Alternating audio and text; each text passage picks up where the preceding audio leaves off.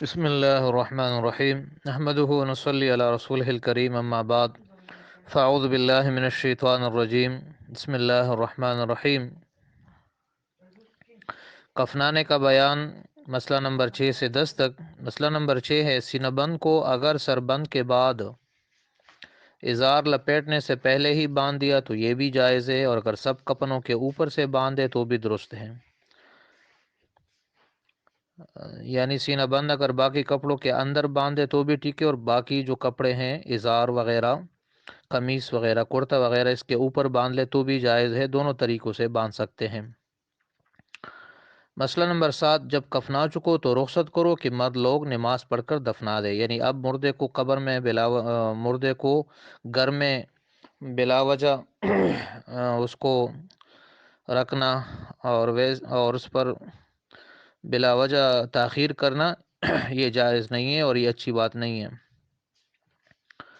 مسئلہ نمبر 8، اگر عورت جنازے کی نماز پڑھے تو بھی جائز ہے، لیکن چونکہ ایسا اتفاق کبھی نہیں ہوتا اس لیے یہاں عورتوں کے نماز اور دفنانے کے مسئلے بیان نہیں کیے جاتے۔ مسئلہ نمبر 9، کفن میں یا قبر کے اندر عہد نامہ یا اپنے پیر کا شجرہ نسب یا اور کوئی دعا رکھنا درست نہیں ہے۔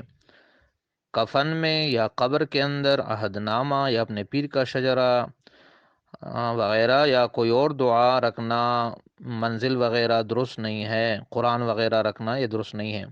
اسی طرح کفن پر یا سینے پر کافور سے یا روشنائی سے، سیاہی سے کلمہ وغیرہ کوئی دعا لکھنا بھی درست نہیں ہے۔ البتہ کعبہ شریف کا غلاف یا اپنے پیر کا رومال وغیرہ کوئی کپڑا تبرکاً رکھ دینا درست ہے۔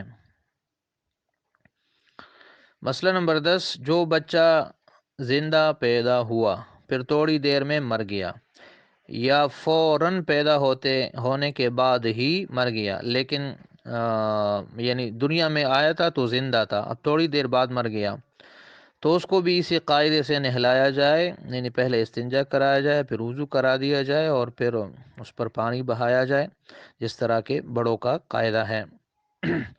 اور کفنا کے نماز پڑھی جائے، اس کو کفن بھی دیا جائے گا جیسے بڑوں کو دیا جاتا ہے، پھر دفن کر دیا جائے اور اس کا نام بھی رکھا جائے۔ تو یہ آج کے مسائل ہے، باقی انشاءاللہ اگلے سبق میں پڑھیں گے۔ اللہ تعالی ہم ان مسائل کو سمجھنے اور اس پر عمل کرنے کی توفیق عطا فرمائے۔